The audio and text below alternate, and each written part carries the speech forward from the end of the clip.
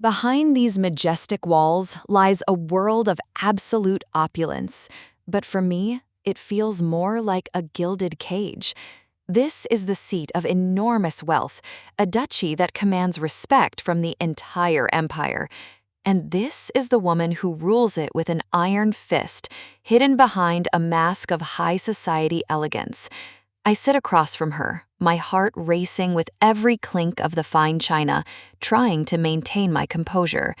Camilla, my mother-in-law, she doesn't just drink tea, she waits for the perfect moment to strike. The silence between us is suffocating, punctuated only by the delicate sounds of a high-stakes afternoon. The tension snaps the moment she sets her cup down, her gaze piercing right through my polite facade. She drops the question I dread most. Any signs of pregnancy? I nearly choke on my tea. I quickly apologize, my face burning with embarrassment as I fumble with my lace handkerchief. But Camilla isn't interested in my apologies. Her family needs an heir, and she's losing patience. She's overpowering, her blue blood and status making every word feel like a physical weight on my chest. She reminds me that it's been 2 years since I entered this family, and yet the nursery remains empty. I can only cough and look away, the memory of our forced schedules and fortune teller's advice ringing in my ears. Her eyes narrow, cold and calculating. To her, I am not a person. I am a vessel that is failing its purpose.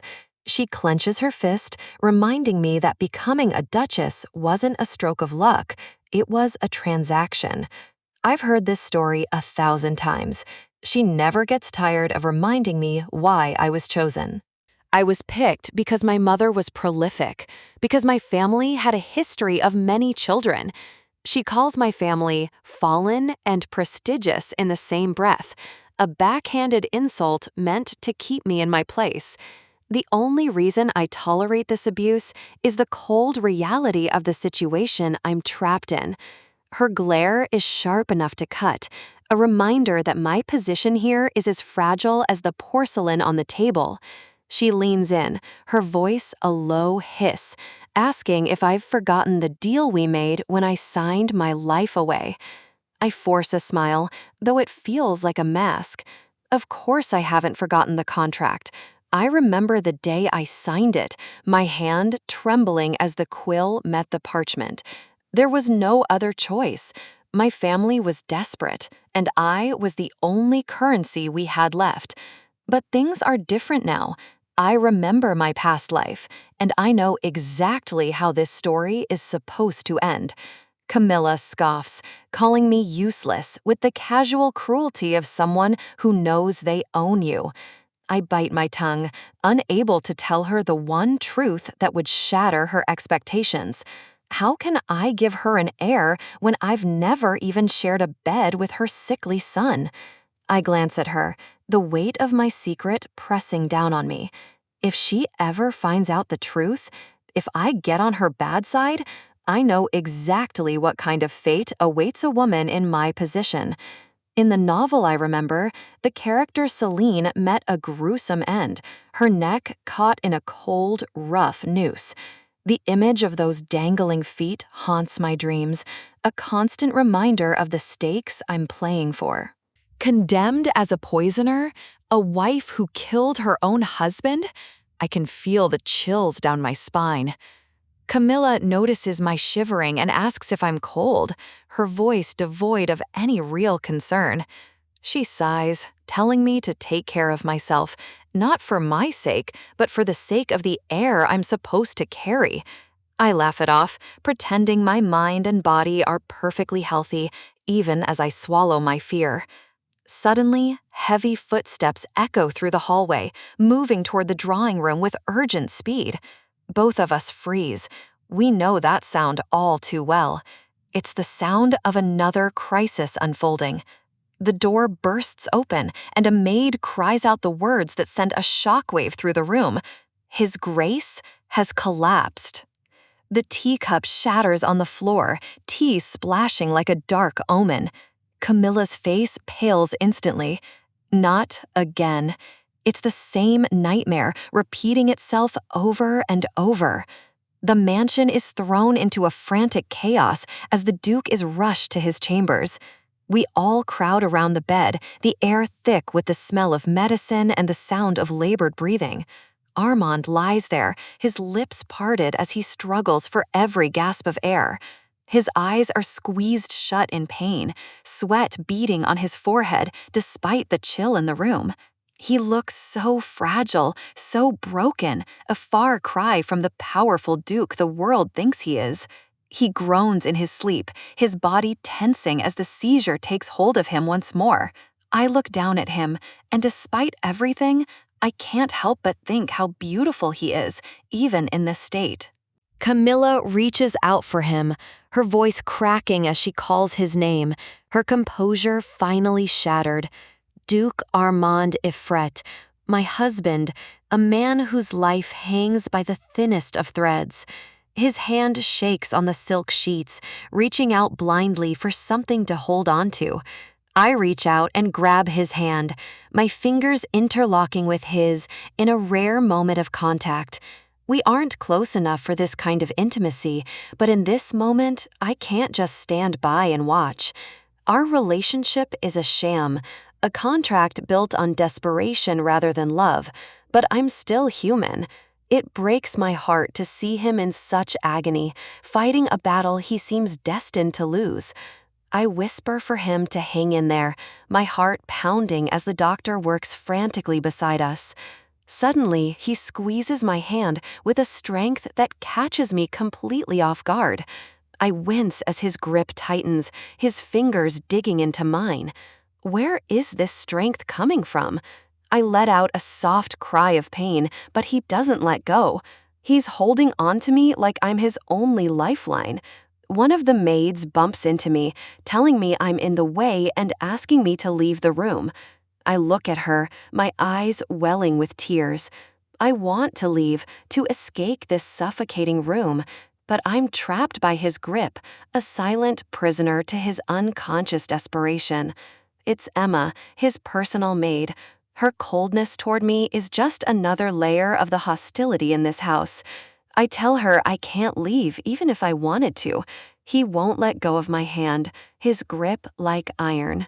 Rona, another maid, tries to comfort me, telling me that the master will get better. I want to believe her, but the sun is setting on another day of uncertainty and fear. The doctor finally steps back, wiping his brow. The worst is over, for now at least. Camilla watches the doctor leave, the lines of worry etched deep into her face. Why does this keep happening? I stay by his side as some color finally begins to return to his pale cheeks. Thank goodness. He drifts into a deeper, more peaceful sleep, his breathing finally evening out. He looks like an angel when he's quiet like this, peaceful and remarkably handsome. I watch him, mesmerized by the stillness, until his eyes suddenly flutter open. I jolt in surprise, my heart skipping a beat as his gaze meets mine for the first time today. He lets out a low groan, his lips moving as he tries to speak through his exhaustion. I lean in, asking if he's still in pain, my voice barely a whisper in the quiet room. I tell him I'll call the doctor back, but before I can move, the atmosphere in the room shifts. With a sudden, violent motion, he pulls me toward him, the strength in his arms terrifying. My world spins as I'm thrown onto the bed, my eyes wide with shock and confusion. My hair fan out across the pillow as he pins me down, his body heavy and demanding. He looms over me, his voice cold and sharp as he asks what I'm doing here. The angel is gone. I wake up to find him looming over me, his presence as suffocating as it is unexpected. Just moments ago, I was the one watching over his sleep, yet here he is, pinning me down with a gaze that holds no warmth. His eyes are sharp, searching for a motive I don't have. He demands to know why I'm just staring at him, his voice laced with the same hostility that has defined our marriage from the start. I can only let out a tired sigh. It's exhausting trying to care for a man who treats every gesture of kindness like a hidden blade. He looks down at our joined hands with pure annoyance, ordering me to let go as if my touch is something he can't stand for a second longer. In my head, I want to scream at him. I want to tell him that he was the one squeezing my hand so hard I couldn't escape even if I wanted to. But I hold it back. I force a smile, swallowing the retort that would only make this situation worse. This is the life I've been handed, and a sharp tongue won't save me. He doesn't care about my silence. He just wants me gone, his frustration boiling over as he nurses his own pride. I remind myself to be patient. He's sick, and the physician, Raymond, was very clear about him needing to stay calm. But Armand doesn't want to hear it. He cuts me off with a cold, singular word that shuts down any hope of a civil conversation. He dismisses me entirely, telling me I won't get what I want. He thinks I'm plotting, that I have some grand design on his wealth or his title. The anger flares up inside me, hot and sudden. I've spent 2 weeks tending to him while he drifted in and out of consciousness, and this is the thanks I get? I look him straight in the eye and ask him simply, did I ever actually ask him for anything? The silence that follows is the first time I've ever seen him truly speechless. He looks genuinely baffled, as if the idea of me standing up for myself is a physical impossibility. I keep going, my voice rising.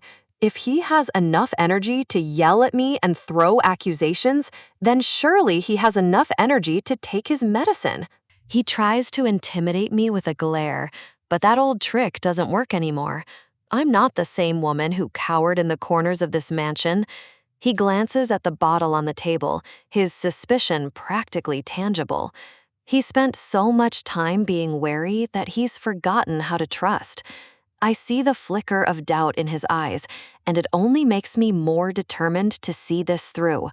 I reach for the medicine, my movements steady despite the tension thick enough to choke us both.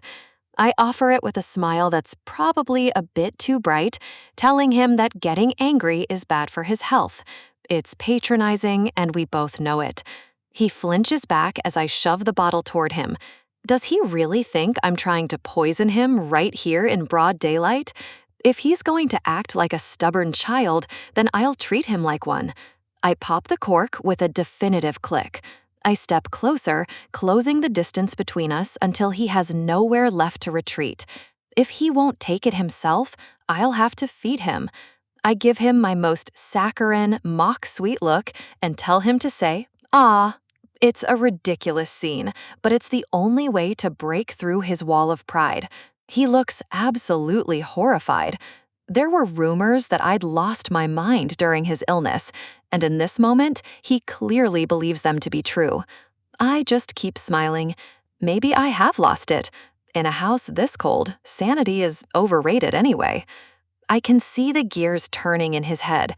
He's wondering why the woman he used to control with a single look is now talking back to him with such ease.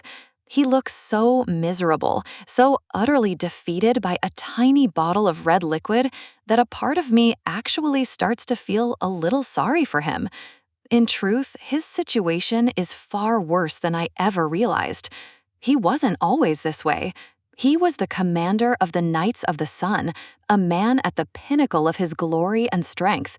But at the height of his success, he was struck down by a mysterious disease that robbed him of his vitality and his future. Now, the man who led armies is confined to a bed, suffering through frequent seizures and the slow decay of his own body. And on top of the physical pain, he has to deal with the vultures circling his sickbed. His own mother talks about him as if he's already dead, obsessing over the need for an heir because she doesn't know how long he has left. I remember the fear I felt when I first arrived here, seeing him so broken and the people around him so cold. To him, I am just another stranger trying to extort him, another person sent by his mother to get what she wants before his time runs out. And I suppose that's the hardest part to swallow.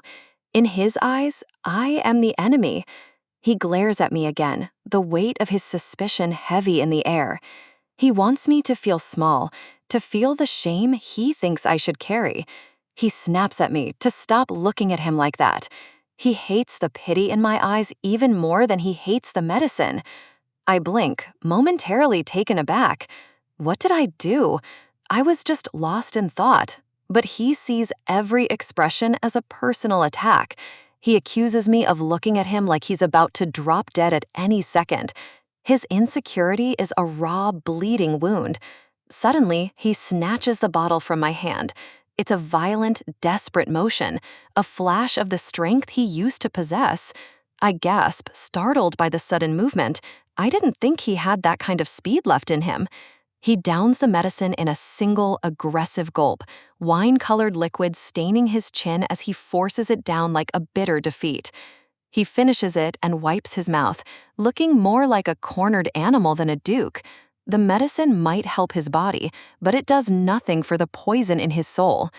The maids watching from the doorway are stunned. They've never seen anyone handle the duke like this, let alone me. I can't help but feel a small sense of triumph. I start to clap, a genuine smile breaking through my facade.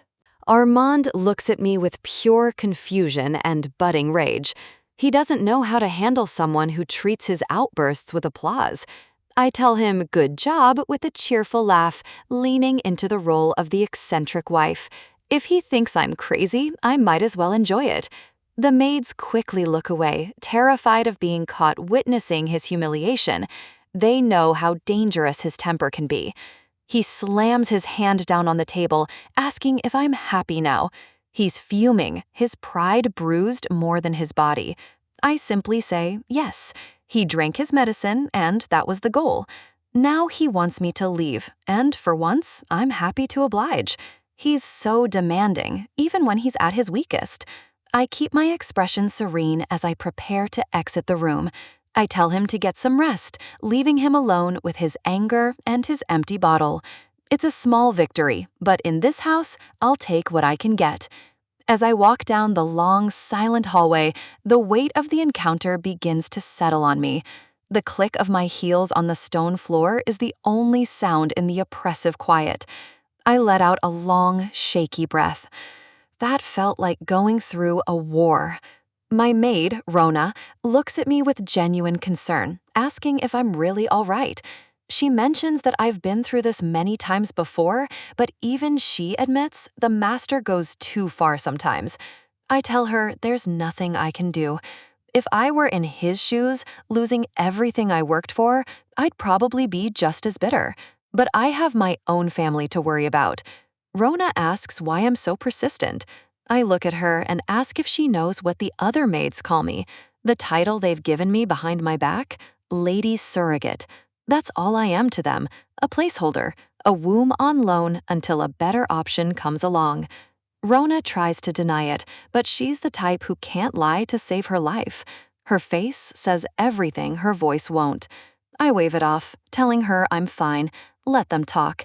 Words can't hurt me half as much as the reality of my situation. Rona gasps, pointing at my hand. I look down and see the angry red marks where Armand gripped me earlier. My hand is trembling. I remember the strength in his grip back in that room. He might be sick, but he is still a knight. Why is he still so strong? I tell myself it will be better by morning. This bruise is nothing compared to the storm that's brewing on the horizon. Rona starts to tear up, telling me how much I care for the master and how unfair it is that he doesn't notice. She gets more worked up, her voice trembling as she speaks of her relief that I've finally come back to my senses. She admits that for the past 2 weeks, they all thought I had truly lost my wits along with the Duke's health. She immediately realizes she said too much, her eyes widening in a classic oops moment. I just stare at her, the silence stretching between us until she starts to tremble with fear. She starts stammering, trying to take it back, but I tell her not to worry. I'm not angry. It's understandable. I know how I must have looked to everyone else. The shift in my personality was too sudden to be anything else. Who would believe the truth anyway? Who would believe that 2 weeks ago I suddenly remembered everything? I look out the window, the world outside feeling both familiar and entirely alien. The truth is that I remembered my past life. I remembered that I am living inside a novel I read long ago. Every detail of this world is written in the pages of a story, and I am merely a player on its stage. But I'm not just any character. I'm living as the woman whose fate was already sealed by the author's pen. In the novel, I wasn't the devoted wife. I was the villain. I was the one who poisoned and killed her husband. And now I have to find a way to rewrite my own ending before the poison takes hold. The world knows this story as Lady Crown, a grand memoir written by the beloved Queen Veronica. But to me, these pages are a map of my own destruction. In her version of history, Celine was a monster, a cold, calculating woman who took everything she wanted without a shred of remorse. According to the book, I was the villain who poisoned my own husband, Duke Armand, while he lay helpless in his sickbed. My mother-in-law, Camilla, was driven by a mad desire for vengeance. She wanted me to pay in blood for her son's death. The rumors of my supposed crimes spread like wildfire, turning every noble in the kingdom against me before I could even speak my truth. It was enough for Camilla to pay off the executioner, ensuring that my end would be as slow and agonizing as possible. The high society I once belonged to watched from the sidelines, their whispers fueling the fire of my public disgrace. They claimed I had gone insane when I couldn't produce an heir, that my greed for the Duke's fortune had finally pushed me over the edge. They painted me as a poisoner with a secret lover, a woman who deserved every bit of the cruelty that was coming for her. I was locked away in a filthy cell, treated worse than an animal while I waited for the inevitable end. Then came the day of the scaffold. The crowd gathered, not for justice, but for the spectacle of a fallen duchess. I screamed until my lungs burned that I didn't do it, that it wasn't me. But no one was listening anymore. The sound of the mechanism was the last thing I heard before the world went dark. At Camilla's request, I was left to hang, my suffering prolonged for as long as humanly possible. 3 days. I hung there for 3 consecutive days until my body finally gave up and my head fell off. That was my original ending. Waking up in this world with those memories is a nightmare I can't escape. The maids are already watching me, wondering if I've finally lost my mind. I can feel their eyes on me, their whispers echoing the same judgment I faced in the novel. To them, I'm already a lost cause. Why did I have to become Celine? Of all the people to be, I'm the one destined for a gruesome execution. Now that I've regained my senses, I have to find a solution. I can't just sit here and wait for the poison and the rope. The problem is that the novel is all about Veronica. I'm just a side character, a minor tragedy that happens in the background of her rise to the throne. The book doesn't give me any clues on how to survive. It only records my death as a necessary plot point for the heroine's story. My role is so short that I don't even know where to begin changing things. I'm just a footnote in someone else's happy ending. Wait, there is one thing. If I had never signed that contract, maybe none of this would have happened. I know where it is, hidden away in the back of this cabinet, the document that sealed my fate. I pull it out with trembling hands, the parchment feeling heavier than it should. This is where the nightmare began.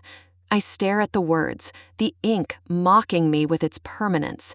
It's a deal with the devil, written in legal jargon. The contract was simple. I, Celine, would provide an heir for the Duke of Efrat in exchange for saving my family from ruin. My husband, Armand, was never supposed to be my enemy, but he was never supposed to be my choice either.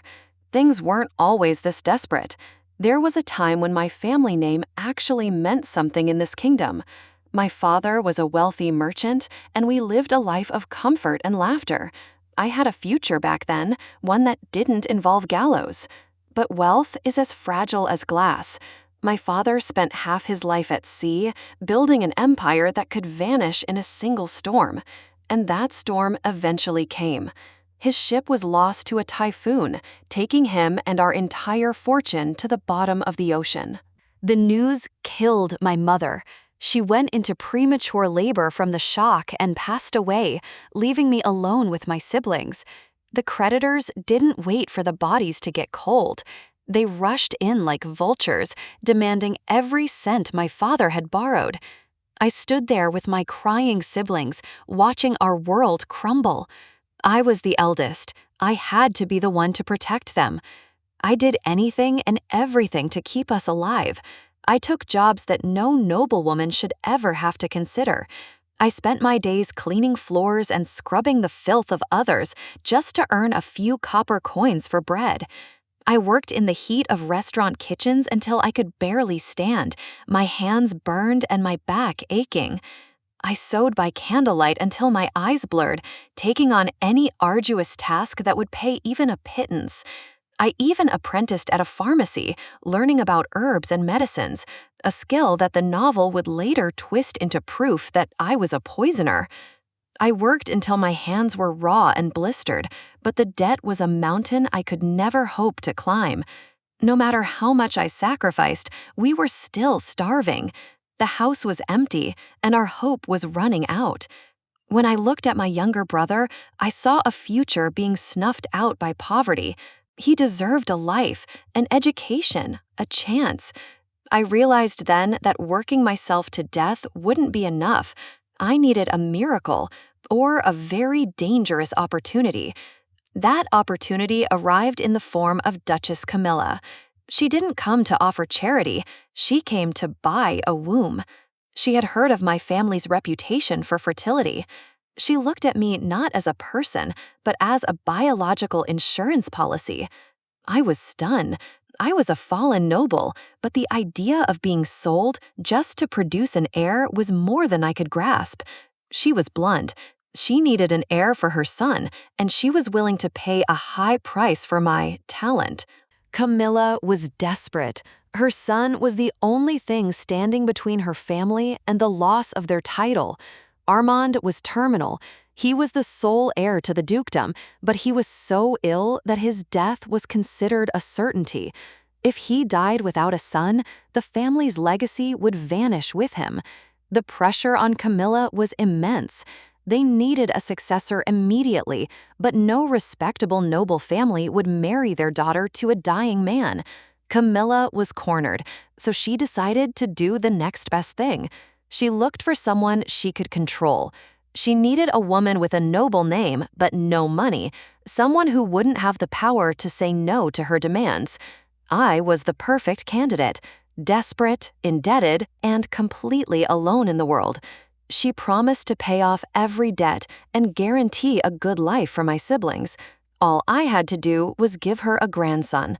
I was a daughter of a fallen family with no parents to protect me or object to this arrangement. My hands shook as I held the pen. It was the only way to save my brothers and sisters, even if it meant losing myself. And so I became Celine, the Duchess of Ifrit. I walked into a gilded cage to save those I loved. I signed that paper knowing it was a sacrifice, but I never imagined it would lead to my execution. I was brought to the palace like a piece of property, dressed in fine clothes that felt like a disguise. I told myself that if I just did what was asked, if I just gave them their heir, I might find a way to be happy. It should have been a simple transaction, a contract marriage for the sake of a family's survival, a happy ending of sorts. But the novel tells a different story. It says my married life went wrong from the very first night. I remember the dread as I approached the door to our chamber. My heart was pounding so hard I thought it would burst. The room was prepared for a celebration that felt like a funeral. The wine was poured, the candles were lit, but there was no joy in the air. And there he was, my husband, the man I was supposed to save, and the man who would eventually lead to my death. He wasn't part of the deal. He had no idea his mother had bought him a wife like a piece of livestock. He looked at me with cold, piercing eyes, his voice dripping with a fury I wasn't prepared for. "Who the hell are you?" I stare at him, my heart hammering against my ribs as I realize he's finally awake. "I asked you a question," he snaps, his voice cutting through the heavy silence of the bedroom. I was told the Duke was deathly ill, but looking at him now, he seems vibrant and incredibly dangerous. His presence fills the room, making it hard to find my voice as he waits for an answer I'm terrified to give. I can't even look him in the eye. The intensity of his gaze is almost blinding. This wasn't how I imagined our first meeting would go. I wasn't prepared for this level of hostility. He assumes I'm just a new maid, telling me to find the housekeeper and get out of his sight immediately. But I have to stay. I was told this was my place starting today, and I can't turn back now. His eyes narrow, a flicker of cold suspicion crossing his face as he realizes I'm not moving.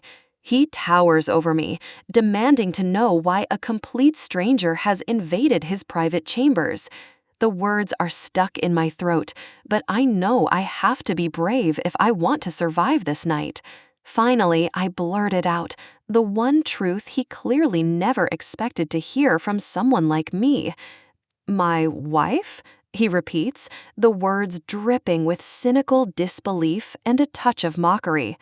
I fiddle with my dress, my hands shaking as I try to face his cold, piercing stare. I tell him about the month I spent receiving lessons from his mother, Duchess Camilla. I signed the contract, tying my fate to his house to save my own family from ruin. He looks at me like I'm a ghost, or perhaps just a very bold liar trying to climb my way up. I have to explain the promise I made, the reason I was sent to his bed tonight. A promise to carry his child and ensure the line of Ifrit continues, whether he wants it or not. Just saying it out loud makes me want to shrink away in shame, my face burning under his gaze. I swallow hard, watching his reaction as the weight of my confession settles between us. He sinks onto the bed, looking exhausted by the very idea of the scheme his mother has hatched. Then, his voice drops to a low, commanding rumble that sends a shiver down my spine. "Come here." I flinch, every instinct screaming at me to run, but I'm rooted to the spot by his command. He mocks the idea, asking if I'm really here to conceive with a man who could die at any moment. I clench my skirt, trying to stay composed despite the humiliation of being treated like a tool. Tonight is the night the doctor chose. Everything has been calculated to the smallest detail. For a whole week, I've eaten only what was required to prepare my body for this single purpose. He looks at me with a piercing gaze, asking what else his mother and the doctors have taught me. Suddenly, he reaches out, his hand grasping my dress with a sudden, jarring force. He looms over me, a dark smile playing on his lips as he pulls me into his personal space. I'm paralyzed, the scent of him and the sudden proximity overwhelming all my senses. I try to remember the warnings. He's weak, he shouldn't overexert himself or get too excited. But he doesn't look weak at all. He looks like a predator who's found a new way to torment his prey. He challenges me to show him what I've learned, pushing me to prove I'm more than just a name on a contract. I press my lips together, my face flushing with a mix of fear and an heat I can't explain. He's testing my resolve, watching my every reaction as if he's looking for a reason to break me. I try to find the words to defend myself, but his closeness is stripping away all my logic. My hand trembles against the fabric as I realize how truly vulnerable I am in this moment. He pins me down, his weight a heavy, physical reminder of the duty I accepted to save my siblings. This is the price I have to pay, the sacrifice required to protect the only people I love. He looks down at me with a chilling smirk, promising I'll be well compensated for my troubles. I can't help but wonder what he's really thinking beneath that cold, handsome mask. His touch is light, almost mocking, as he commends me for having the courage to face him. I want to tell him to stop, that he's supposed to be resting, but the words won't come out. My heart is racing so fast, I'm sure he can feel the frantic rhythm against his own skin. He knows his mother won't stop. If it's not me, she'll just send another woman tomorrow. Then, with a sudden, freezing coldness, he delivers his final verdict. Get out. I recoil, the shock of his rejection hitting me harder than any anger could have. If I leave now, I lose everything. My siblings, our future, everything I've fought for will vanish. Duchess Camilla won't show any mercy if I fail to fulfill the contract I signed. Your Grace, I plead, trying to find my voice even as he turns his back on me. I drop to my knees, the desperation finally spilling over as I realize I have nowhere else to go. He stops, but he doesn't turn around. The air in the room feels like ice against my skin. I beg him, telling him it must happen tonight, just as the doctor and his mother demanded. He asks why I'm so determined, why I'm willing to throw away my dignity for a man who hates me. I can't tell him about the secret clauses in the contract or the penalty for speaking the truth. I tell him it's the only way I can be recognized as the rightful duchess and keep my home. I have no other choice. Maybe he can find another wife, but I have nothing if I'm kicked out. I tell him he can kill me if he wants, but I simply cannot leave this room until the job is done. A sharp, metallic sound rings out, cutting through my desperate pleas and the silence of the night.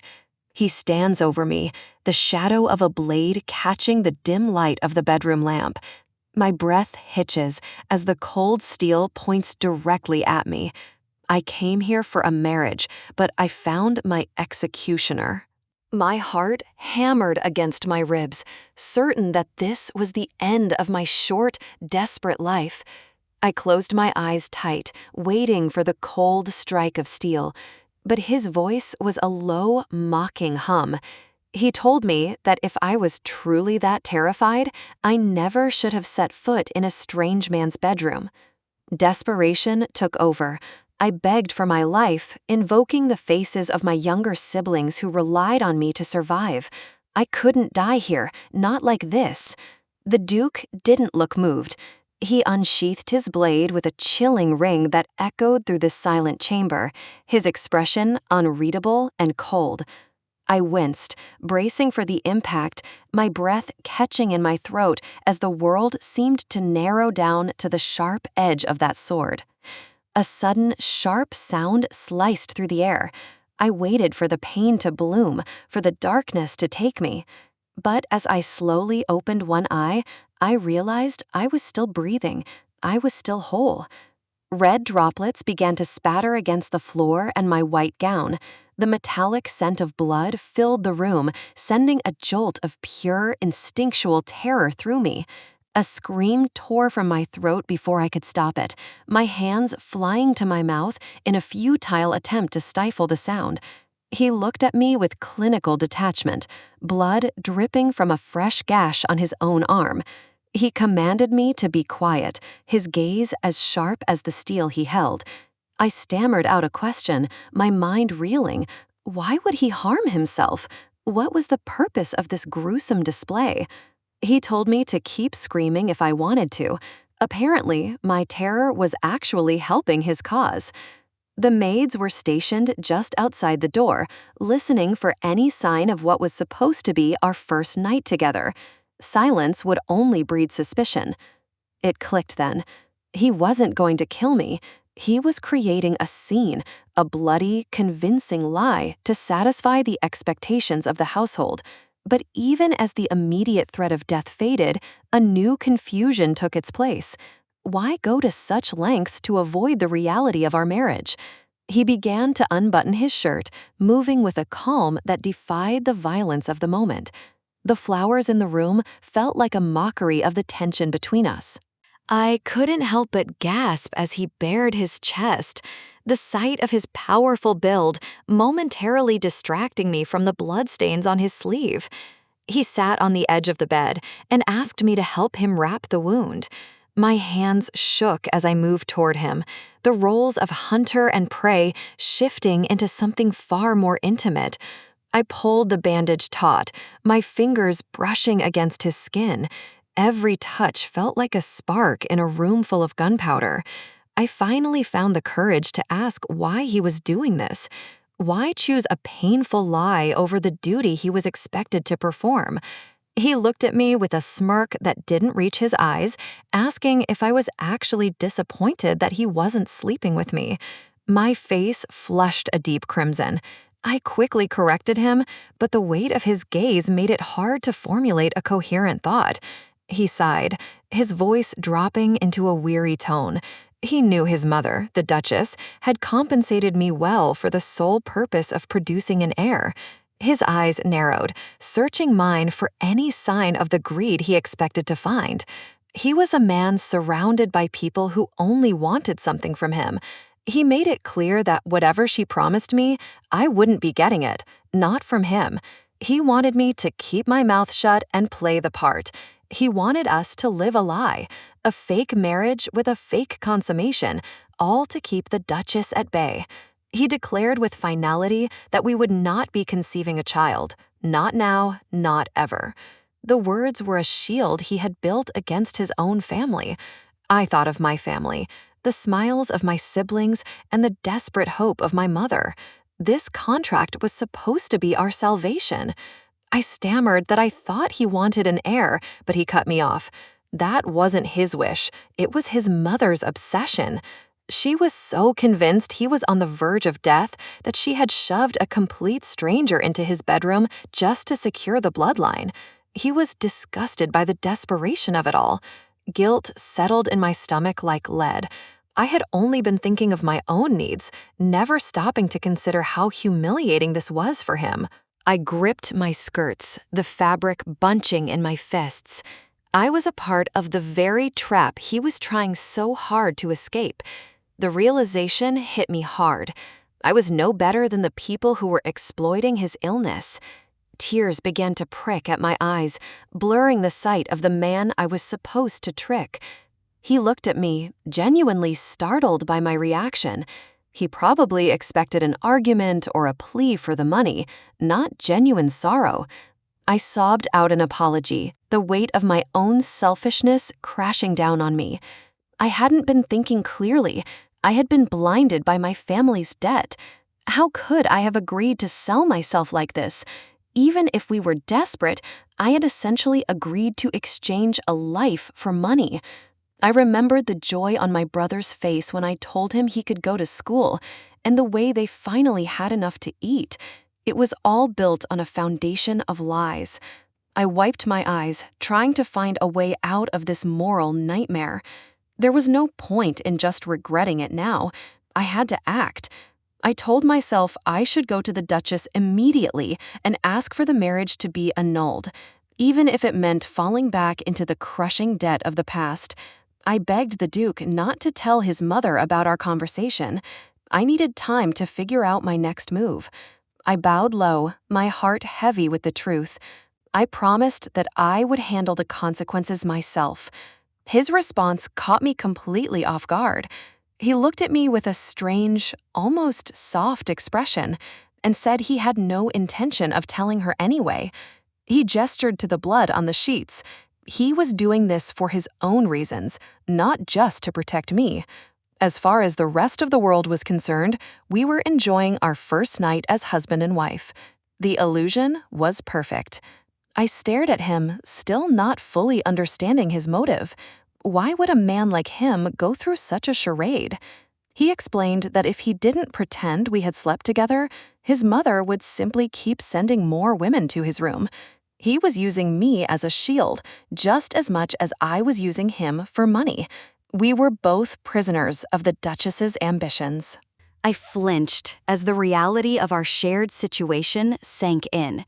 We were two strangers bound together by a web of deception.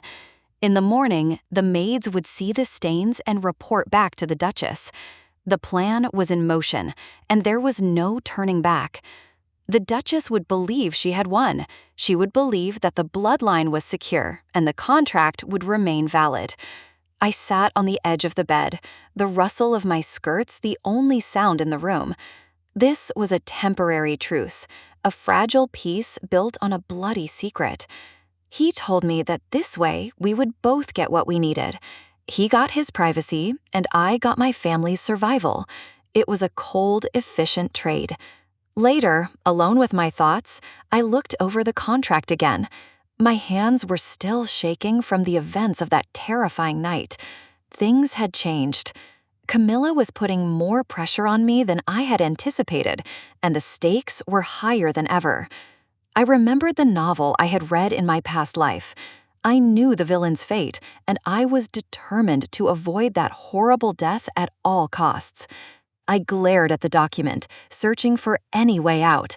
No matter how perfect a contract seems, there are always loopholes if you look hard enough. The terms were brutal. If I failed to satisfy the contract, the penalty was equal to the entire down payment, a sum I could never hope to pay back. I sighed, the sheer weight of the numbers making my head spin. 5 billion in the currency of my past life? It was an impossible debt. I cried out in frustration. Why did I sign such an unfair contract? I was so desperate that I had signed my own death warrant. But then, my eyes caught a small addendum at the bottom of the page, something I had missed in my initial panic. If the original terms of this contract become null and void, the contract may be terminated at the will of the employer. It was a tiny crack in the armor. My heart skipped a beat. There was more, a provision that seemed almost too good to be true. If the contract was canceled at the will of the Duchess, she would have to pay half of the down payment as a consolation. It was the only part in my favor. The Duchess looked down on me because of my fallen family, but that arrogance was exactly what I needed to exploit. This was the key. If I could make myself so intolerable or useless that Camilla herself asked for a divorce, I could walk away with the money and my life. I looked at the image of the Duke in my mind. The path ahead was dangerous, but for the first time, it didn't feel impossible. This was my chance to rewrite the story.